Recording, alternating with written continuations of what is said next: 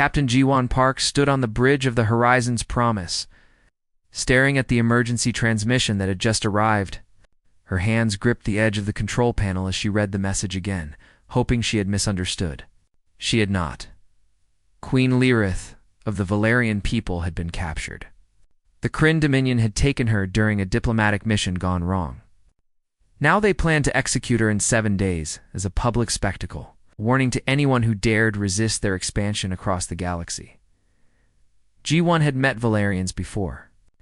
They were peaceful beings who glowed with soft light, their bodies translucent and beautiful like living crystals. They had no weapons, no armies, no way to fight back. For 300 years, they had maintained peace through diplomacy and kindness.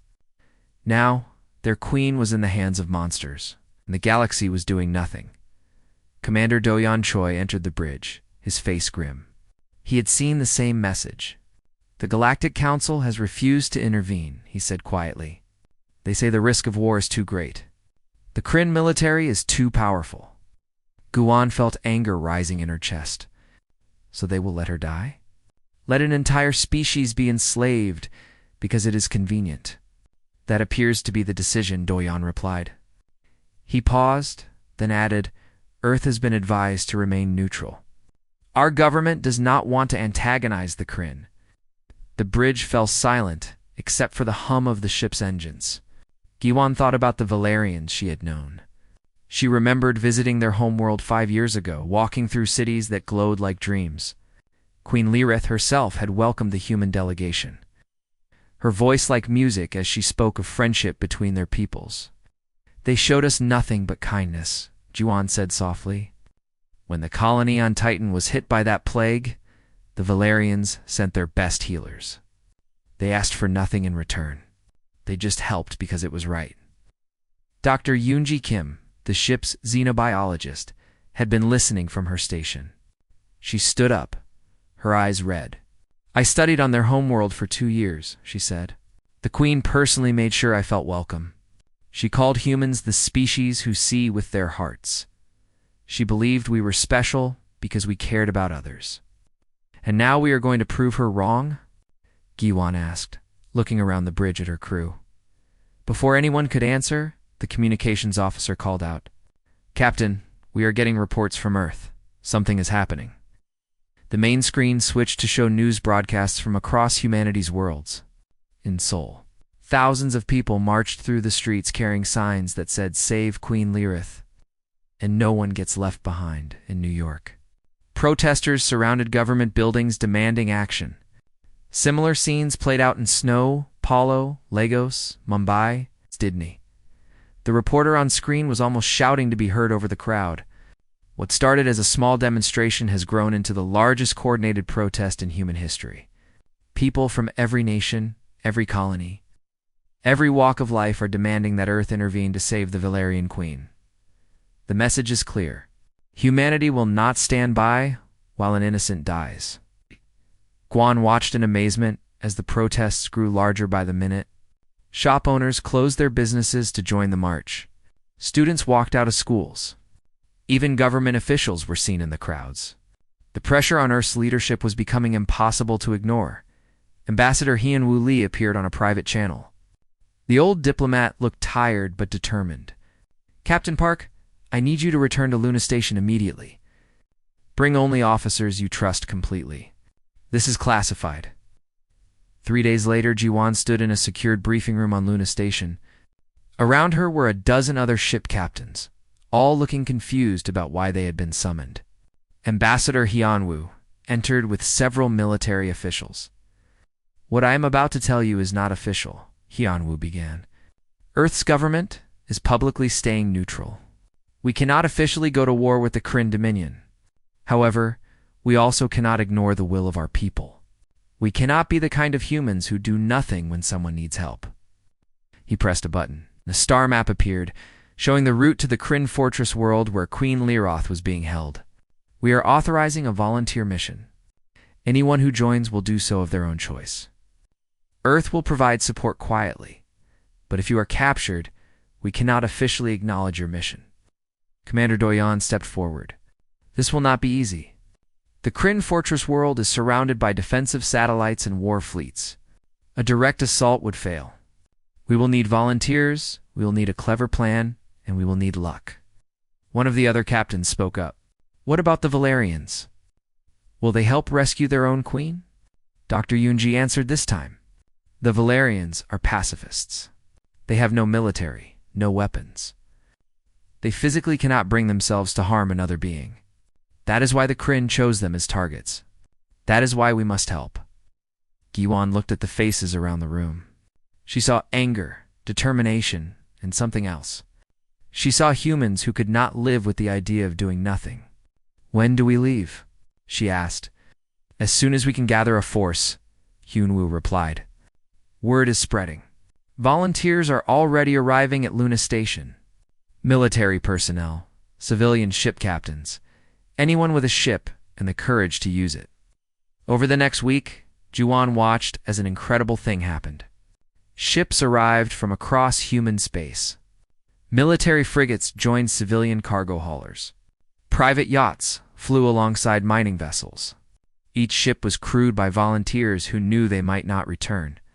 The Galactic Council sent official warnings. Humanity is making a mistake, they broadcast.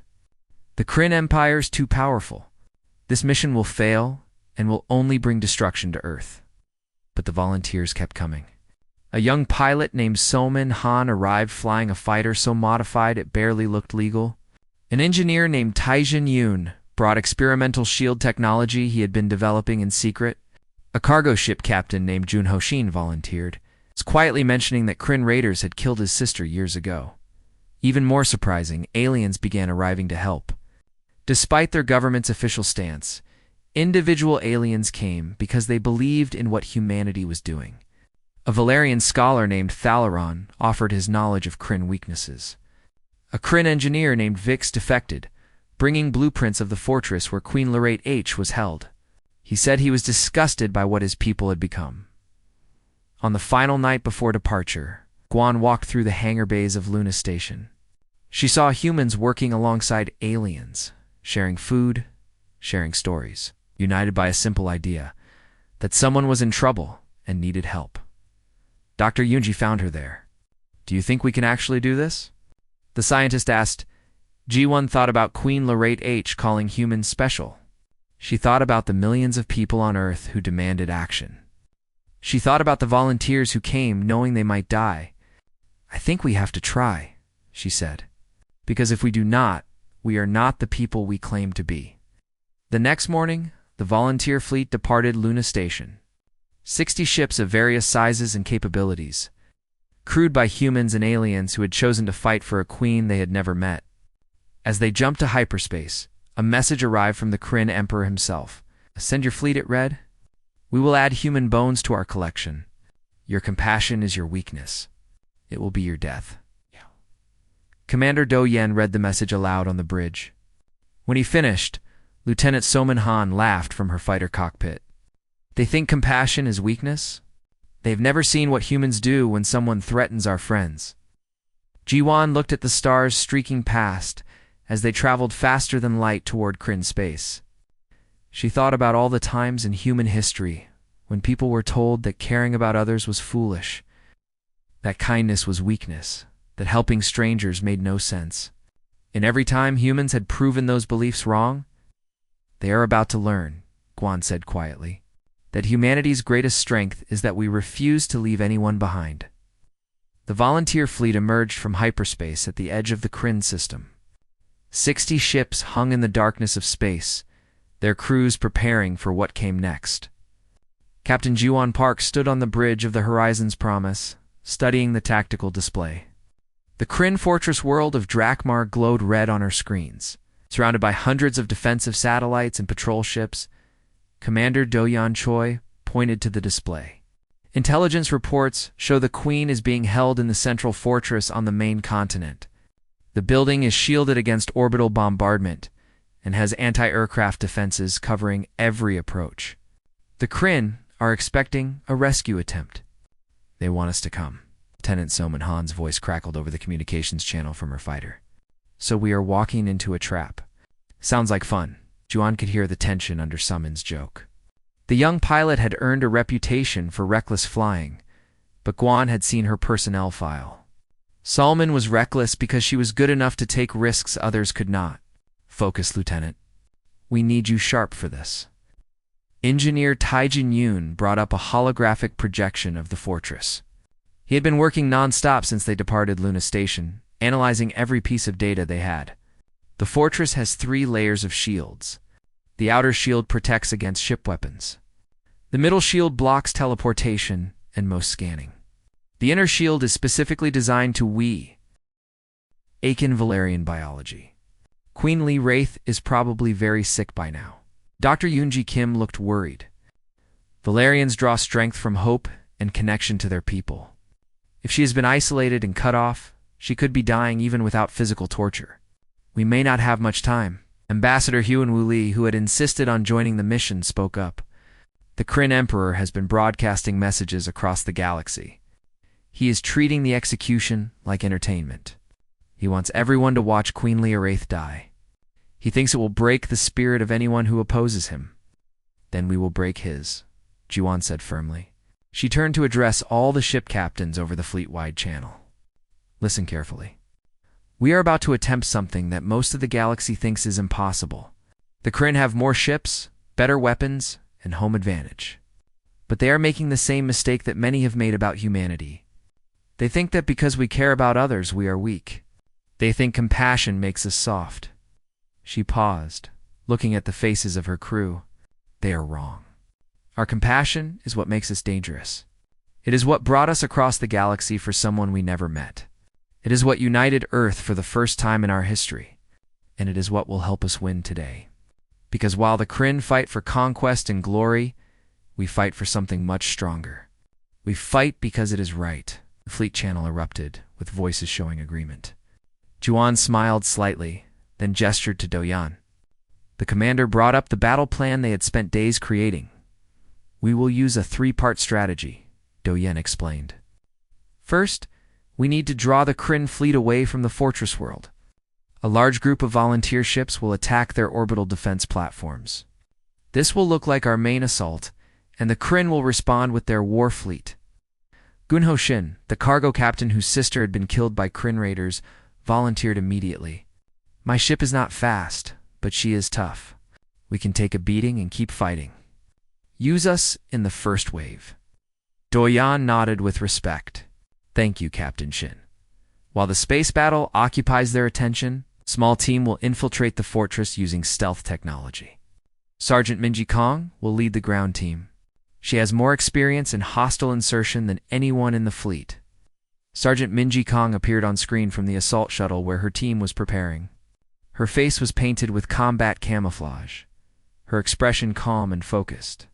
My team will land in the swamps south of the fortress. Intelligence says the Kryn avoid that area because the local wildlife is dangerous. We will move through the swamp on foot, enter through the maintenance tunnels, and locate the Queen. What about extracting her? Someone asked. Even if you reach the Queen, how do you get out? That is where the 3rd part comes in, Doyan said. Once the Queen is secured, we will create a gap in the fortress defenses long enough for an extraction shuttle to land. It will require precise timing and luck. Lieutenant Salman raised her hand. Let me guess. I am flying the extraction shuttle into an active war zone while being shot at by everything the Kryn have. Sounds about right? Can you do it? Juan asked. Salman grinned. Captain, I can fly through a meteor storm blindfolded. Getting shot at is just Tuesday for me. The fleet began moving into position. The volunteer ships that would form the distraction force gathered at the front. These were mostly civilian vessels with whatever weapons their crews had managed to attach. They looked fragile compared to the Kryn warships waiting for them. But their crews were ready. Junho Shin spoke over the channel one last time before the battle began. I want everyone to know why I'm here. The Kryn took my sister when I was young. I could not save her. But maybe I can save someone else's sister today. Maybe I can make sure one more family does not feel the pain mine felt. That is enough reason for me. Across the fleet, similar stories were shared. A pilot whose colony had been raided, a soldier whose best friend had been enslaved, a merchant who simply believed in doing the right thing. Each person had their own reason for risking everything. But they all shared one thing. They could not live with doing nothing. The Kryn fleet detected them and began moving to intercept. Hundreds of enemy ships, each one larger and more powerful than anything humanity had. The tactical computer calculated their chances of survival at less than 8%. Gi-wan turned off the display. Some numbers did not need to be seen. "All ships, this is Captain Park," she broadcast. "I will not lie to you. Many of us will not survive this day. The Kryn expects us to break and run when we see their strength. But they do not understand humanity. They do not understand that we have faced impossible odds before. They do not understand that sometimes the only way forward is through." She took a breath. Queen Lorate H called humans special because we see with our hearts. Today we prove her right. Today, we show the galaxy what humanity stands for. No matter what happens, they will remember this day. They will remember that when one voice cried out for help, humanity answered. Attack formation. All ships engage. The volunteer fleet surged forward. Junhoshin's converted cargo hauler led the way, its improvised weapons firing at the Kryn defense platforms. The enemy returned fire with devastating accuracy, but the human ships kept coming. Behind them, Horizon's Promise and other military vessels added their firepower. The Kryn fleet responded exactly as predicted, moving to crush what they saw as a desperate and foolish attack. Their commander probably thought this would be easy. Humans were supposed to be soft, emotional, easy to break. He would learn differently. Engineer Taijin activated his experimental shield technology. The human ships suddenly became harder to hit, the new shields absorbing damage that should have destroyed them. The Kryn commander would be confused, Ji-won thought. Nothing in their intelligence had mentioned this capability. Good. While the space battle intensified, Sergeant Minji's insertion shuttle slipped away from the main fleet. It was small and equipped with the best stealth systems Earth had ever made. The shuttle dove toward Druckmer's atmosphere, using the battle above as cover. Kryn sensors were focused on the fleet engagement. They did not notice one small ship dropping toward their world. Minji's team included Dr. Yoonji, who knew more about Valerian biology than anyone else in the fleet. They also brought the defector Vix, the Kryn engineer who had provided the fortress blueprints. Vix was risking his life by betraying his people. But he had told Mingi that some things were more important than species loyalty. Honor, he said, was not defined by what race you were born to. The shuttle entered the atmosphere and immediately ran into problems. Druckmer's air was thick with volcanic ash from recent eruptions. The stealth systems struggled to compensate. Minji piloted the shuttle with skill, dropping low over the toxic swamps that surrounded the fortress. Landing zone ahead, she announced. Everyone, check your equipment. The air outside is poisonous to most species, so keep your helmets sealed. And watch out for the local wildlife. Intelligence reports suggest the swamp creatures are aggressive. They landed in a clearing surrounded by twisted trees and pools of bubbling chemicals. The team quickly exited the shuttle and began moving through the swamp. Dr. Youngji studied her scanner. I am detecting Valerian biosigns ahead, very weak. That should be the queen. But she is fading fast. Then we move faster, Minji said. She led them through the dangerous terrain, avoiding the pools that release toxic gas and the plants that would grab anything that came too close. Once, something large moved through the water near them, but it did not attack. Perhaps even the swamp creatures could sense their determination. Above them, the space battle raged on. They could see the flashes of weapons fire, even through the ash-filled clouds. Junhoshin's voice came over the general channel calm, despite what he must be facing. Tell the queen we said hello. Tell her that some strangers thought she was worth fighting for. Then his signal went dead. Minji closed her eyes for a moment. Another sacrifice. Another person who gave everything so that others might live. She would make sure it meant something. The team reached the edge of the swamp and looked up at the fortress. It was massive, built from black stone and covered in weapons. Guards patrolled the walls. Searchlights swept the ground. This was the heart of Kryn military power, a place designed to be impenetrable. Vix pointed to a small grate near the base of the wall. That is a waste disposal port. The blueprints show it connects to the maintenance tunnels. We can get inside there. Minji nodded. And that is our way in. Stay quiet. Stay alert. We are about to walk into the most dangerous place in the galaxy. But somewhere inside is a queen who needs help. And we are humanity. We do not leave people behind. The maintenance tunnels beneath the Kryn fortress were dark, wet, and filled with the smell of decay. Sergeant Minji Kong led her team through the narrow passages, following the blueprints that Vix had provided. Every few minutes they had to stop and hide as Kryn guards passed by overhead. The fortress was on high alert because of the space battle, which meant more patrols and more danger. Dr. Yoonji Kim checked her scanner again. The Valerian biosigns are getting stronger.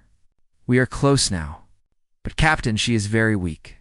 I do not know if she can survive much longer in these conditions. Vix, the defector, pointed to a junction ahead. That passage leads to the D. Attention level. But there will be guards. Many guards.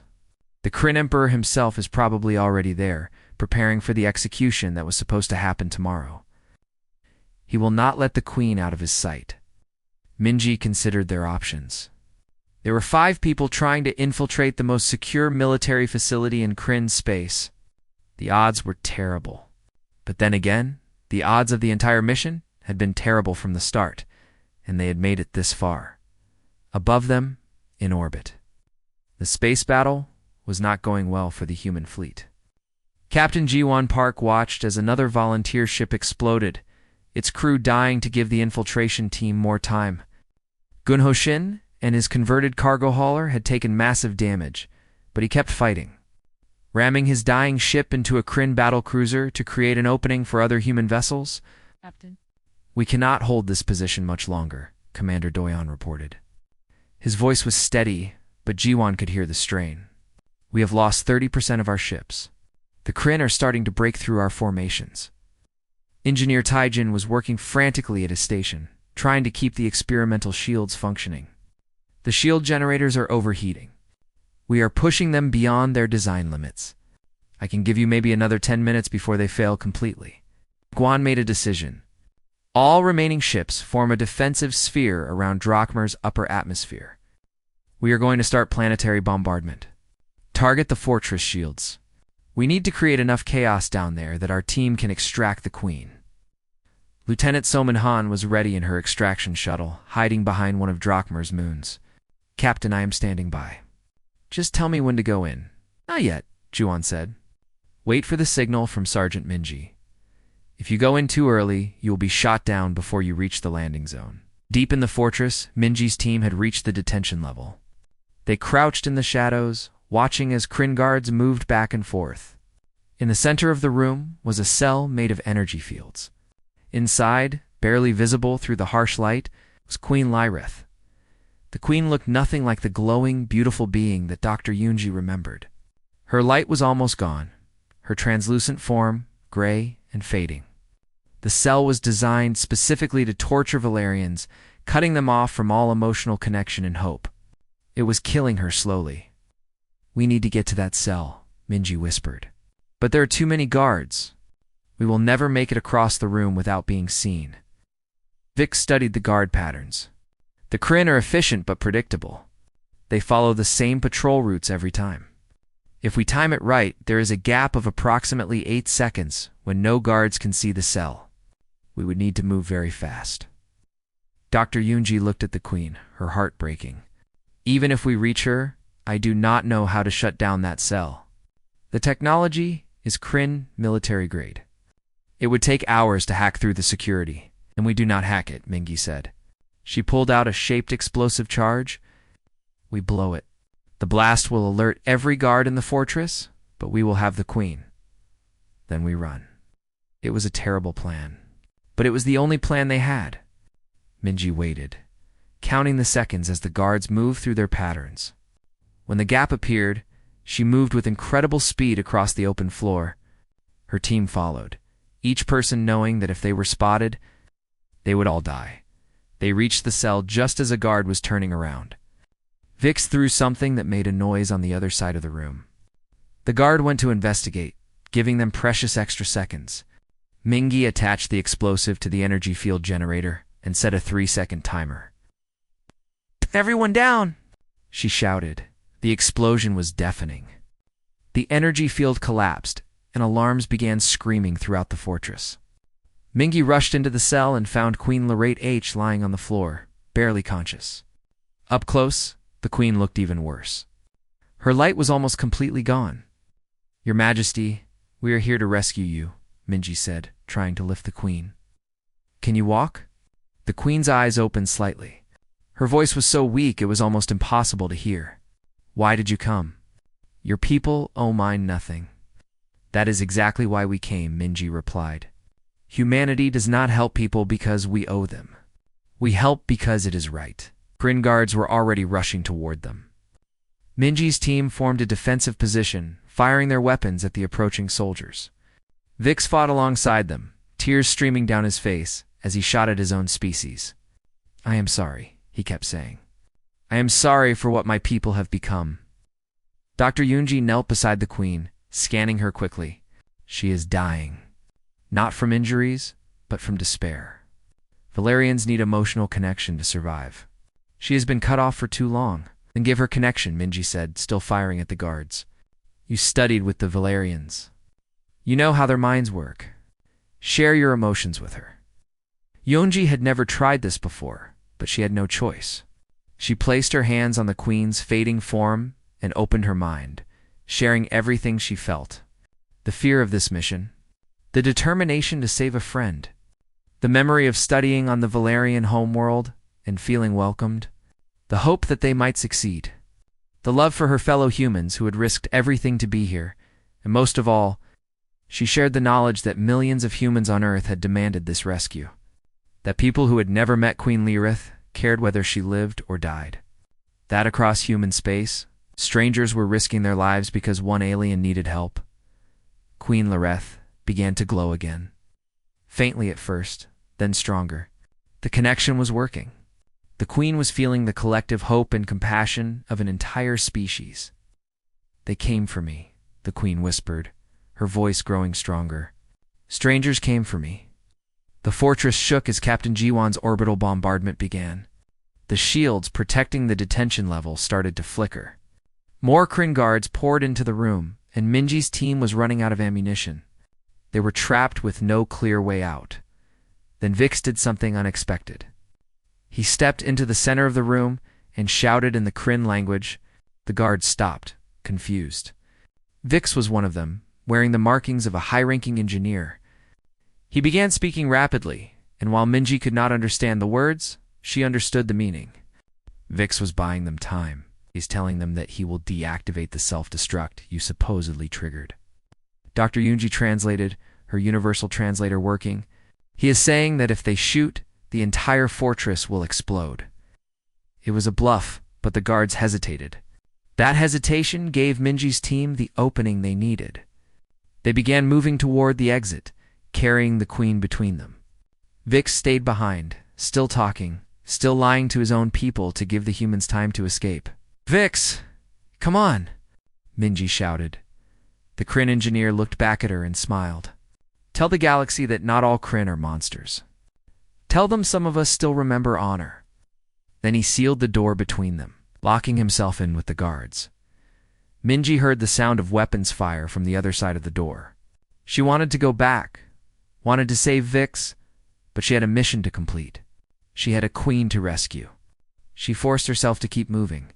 They fought their way through the fortress corridors, carrying Queen Lirith. The Queen was growing stronger with every moment, her light returning as she felt the humans' determination. The bombardment continued, shaking the building and creating chaos among the Kryn defenders. They reached an emergency stairwell that led to the roof. Minji activated her communicator. "Lieutenant Han, we have the Queen. We are heading to the extraction point. How soon can you be here?" Summon's voice came back immediately. "I am already on my way. Just get to that roof and try not to die before I arrive." The team climbed the stairs as fast as they could. Behind them, Kryn soldiers gave chase.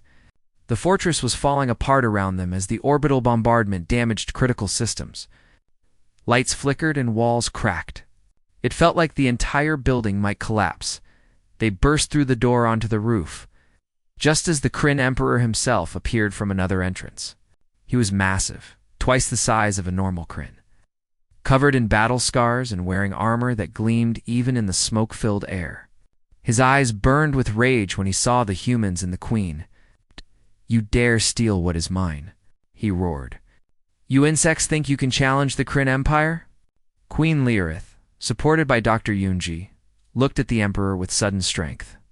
The connection with the humans had restored something in her that had been lost. She began to glow brilliantly, brighter than anyone had seen a Valerian shine in centuries. It was not aggression or violence. It was pure defensive power, a reminder that her people were not as helpless as they seemed. The light was blinding. The Kryn Emperor stumbled backward, and his guards covered their eyes.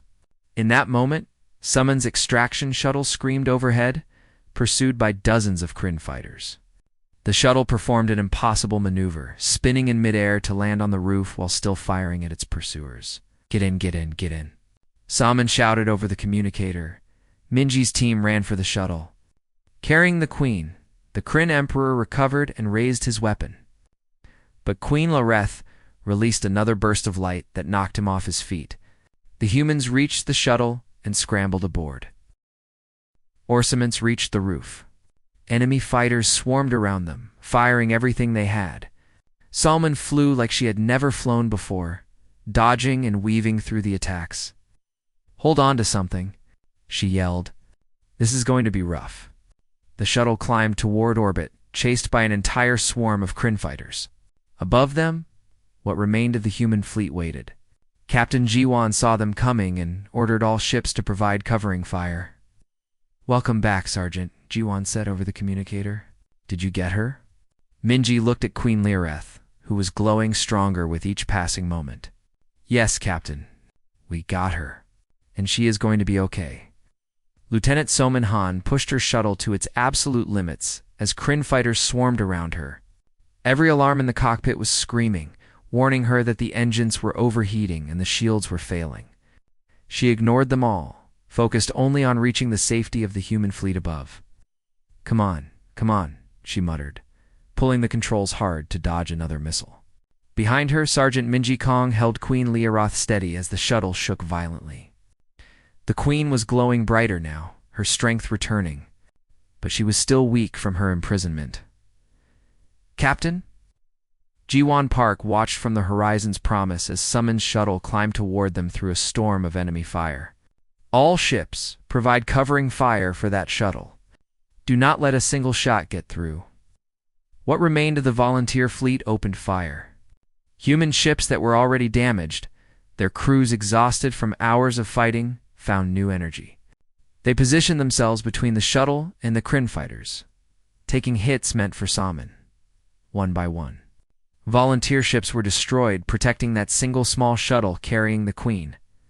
"Commander." Doyen reported the situation with his usual calm, even though Giwan could see the worry in his eyes. "Captain, the Kryn Emperor has ordered his entire reserve fleet to intercept. They're not even trying to destroy us anymore. They just want to stop that shuttle, and we make sure they fail," Jiwan said firmly. She opened a channel to the entire fleet. "All ships, this is Captain Park. We are so close now. The Queen is almost safe. Every second we buy her is another second closer to success. Hold nothing back. Give everything you have." Engineer Taijin looked up from his smoking console. "Captain, the shield generators are completely burned out. We have no protection left, and we use the ship itself as a shield," Guan replied. She gave orders to position the Horizon's Promise directly in the path of the heaviest Kryn fire. Her crew did not hesitate, even knowing what it meant. The ship began taking direct hits, armor plating melting under the enemy weapons. Summon's shuttle was almost to the fleet now, just a few more seconds. But the Kryn fighters were gaining, their weapons locked onto her.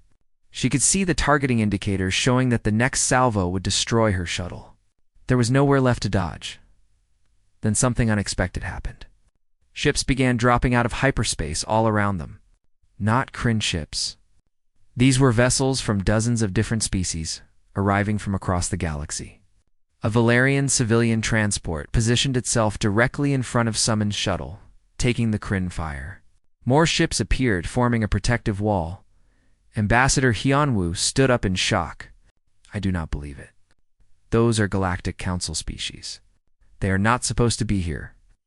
On every communication channel, voices began speaking in different languages, all saying the same thing. They had come to help. They had watched humanity risk everything for a stranger and could not stay away. If humans were willing to die for Queen Larat H, then others would too. The galaxy was waking up. The Kryn Emperor watched from his command ship as his certain victory began to slip away. He had expected to crush the humans easily. Instead, he was facing a growing coalition of species who had found courage in humanity's example. He snarled and gave a new order. All ships, attack formation. We will destroy them all. The largest space battle in a century erupted. Kryn warships against a mixed fleet of humans and aliens who barely knew how to fight together. But they tried. Human captains shared tactics with species they had only met minutes before. Aliens followed human battle plans because they trusted the people who had come to rescue Queen. Salmon finally docked her shuttle with the Horizon's promise.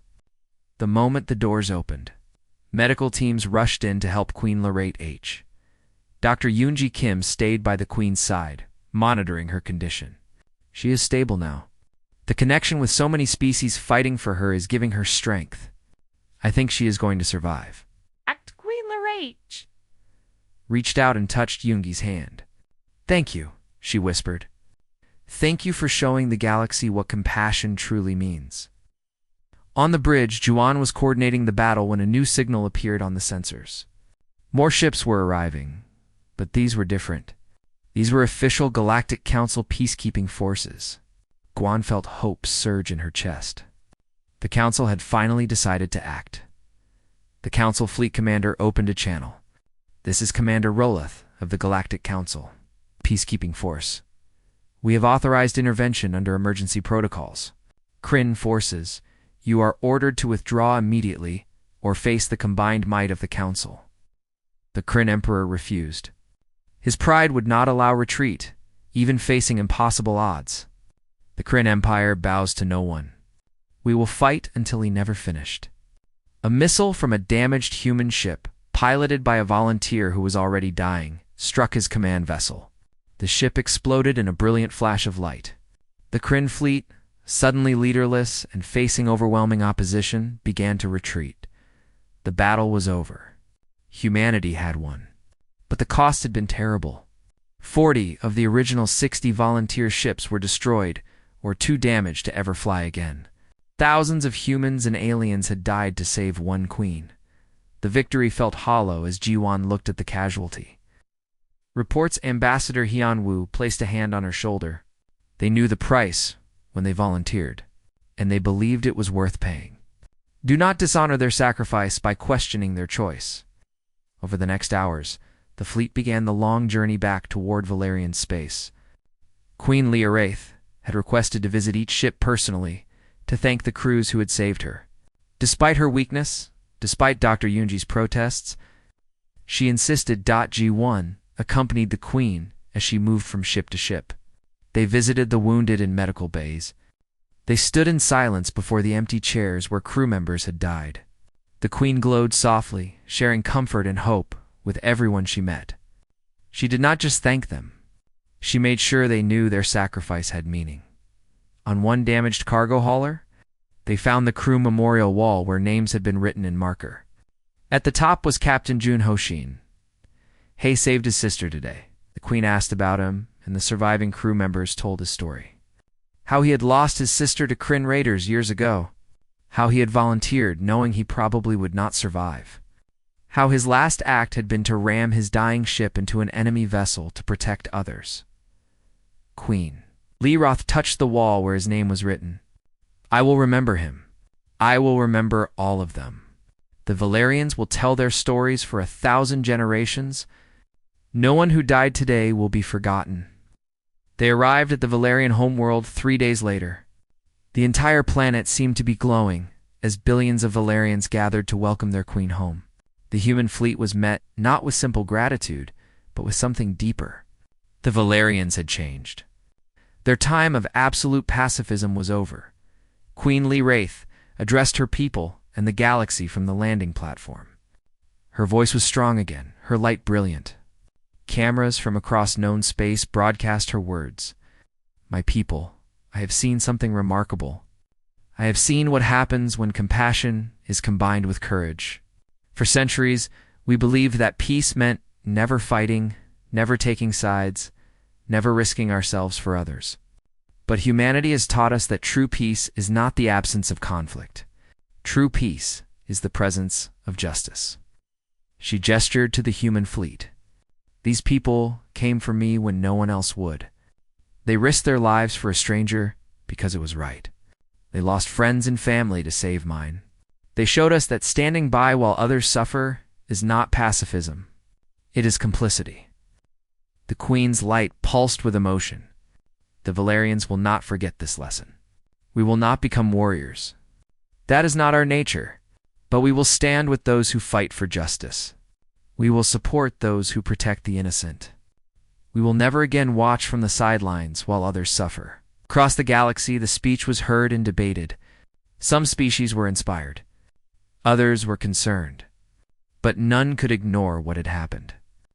Humanity had changed the political landscape forever. The idea that the strong had a responsibility to protect the weak was spreading like fire. On the Horizon's promise, Q1 received a message from Earth. She was being promoted to Admiral and given command of a new program, the Humanitarian Defense Initiative.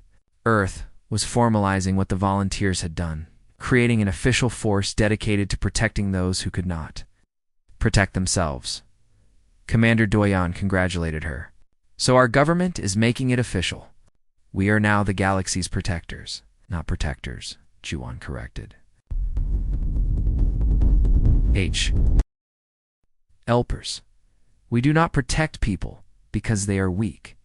We help them because everyone deserves to live without fear. There is a difference. Dr. Yunji was staying on the Valerian homeworld to establish a new research facility focused on cross-species cooperation. She hugged Juan goodbye. You've started something important here. The galaxy is watching humanity now. Make sure we live up to what we promised. Lieutenant Soman was already planning her next mission, studying reports of another species threatened by slavery. Captain, sorry, Admiral, when do we leave? There are a lot of people out there who need help. Sergeant. Mingy Kong was training a new generation of soldiers in what she called the human doctrine. She told them the same thing. She had learned on this mission, we do not fight because we hate what is in front of us. We fight because we love what is behind us. We fight so others do not have to. That evening, Giwan stood in the memorial garden that the Valerians had created. It held the names of every human and alien who had died in the rescue. Queen Lirith found her there, the two of them standing in silence among the glowing flowers. Do you regret it? The queen asked softly. So many of your people died for me. One stranger who you never met? Was it worth the cost? Giwan thought about Junho Shin and all the others who had given everything. She thought about what their sacrifice had created, how it had changed the galaxy. They made a choice, she said finally. They chose to be the kind of people who help when someone needs it. They chose to show the galaxy that humanity cares. Yes, it was worth it. Because we proved something important. What did you prove? The Queen asked. That compassion is not weakness. That caring about strangers does not make you soft. That sometimes the most powerful thing you can do is refuse to leave someone behind. Jawan smiled slightly. We proved that humanity deserves its place among the stars. Not because we are the strongest or the smartest, but because when we heard you were in danger, we could not live with ourselves if we did nothing. Queen Lee Wraith's light pulsed with deep emotion. You have given my people and the galaxy a great gift. You have shown us all who we should be.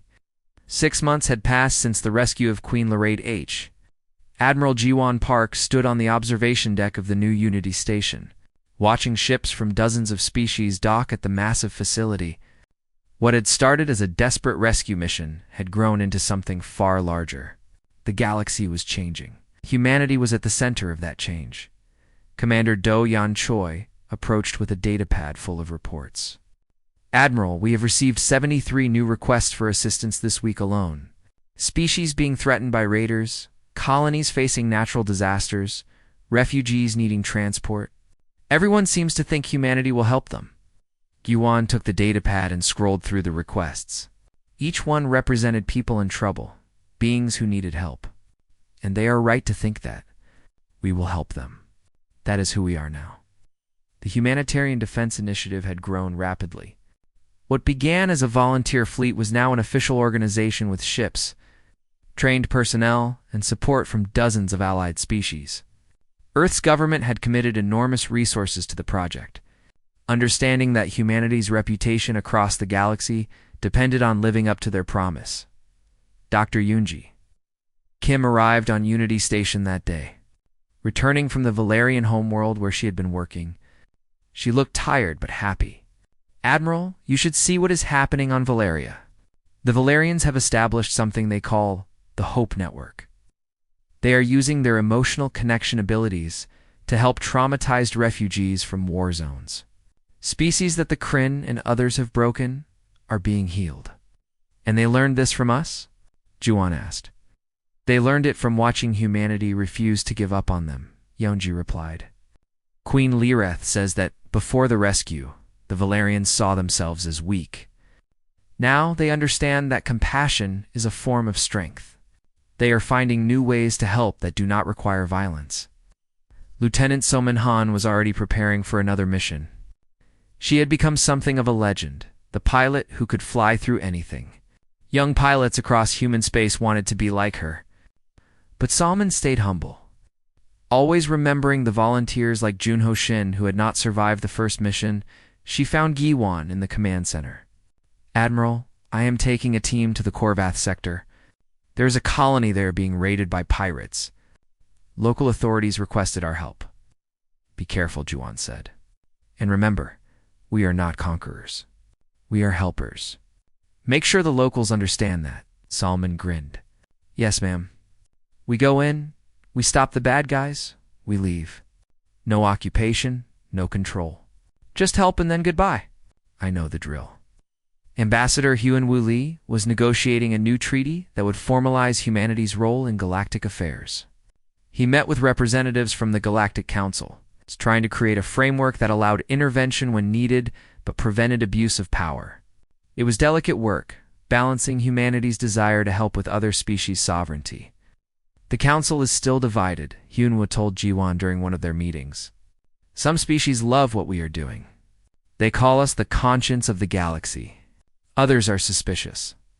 They worry that humanity's crusades will lead to imperialism, that we will start deciding who deserves help based on our own interests. And how do we prove them wrong? Jiwon asked. By being consistent, Hyunwoo replied. By helping everyone who needs it, not just those who can offer us something in return. By leaving when the job is done, instead of staying to control. By showing that our compassion is genuine. Sergeant Minji Kong was training new recruits at the military academy on Luna. She taught them not just combat skills, but the philosophy behind the Humanitarian Defense Initiative. Her lessons focused on when to fight, when to negotiate, and when to simply listen.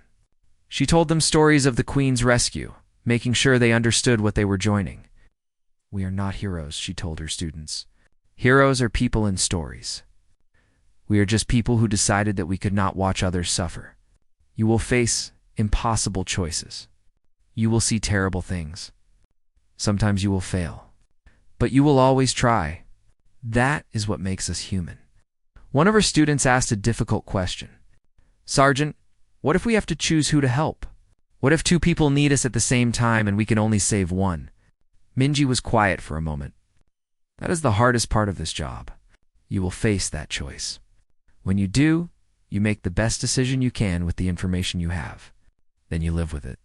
And you never, ever use that difficulty as an excuse to help no one.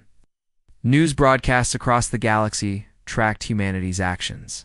Some praised the humans for their compassion and courage. Others criticized them for interfering in affairs that did not concern them. But everyone was watching. Humanity had become impossible to ignore. One day, Queen Lirath contacted Admiral Giwan with urgent news. "Admiral, something is happening that you need to see. It is both wonderful and concerning." On the view screen, Giwan saw footage from across the galaxy. On dozens of worlds, different species were organizing their own rescue missions, their own humanitarian efforts. They were copying humanity's example, trying to be like the humans who had saved their queen. "We inspired them," Giwan said softly. "Yes," the queen replied. "But some do not understand the full lesson. They see that humanity fights for justice and think that means violence is always the answer. They see your strength and miss your restraint. They want to be like you, without understanding what actually makes you special." It was a problem Giwan had worried about. How do you inspire compassion without inspiring violence? How do you show that caring about others sometimes requires fighting without making fighting seem like the only answer? She decided to give a speech that would be broadcast across the galaxy, addressing this concern directly. Standing on Unity Station with Earth visible through the window behind her, Giwan spoke to billions of beings watching. "Many of you have asked, what makes humanity different? Why did we risk everything for Queen Lirath?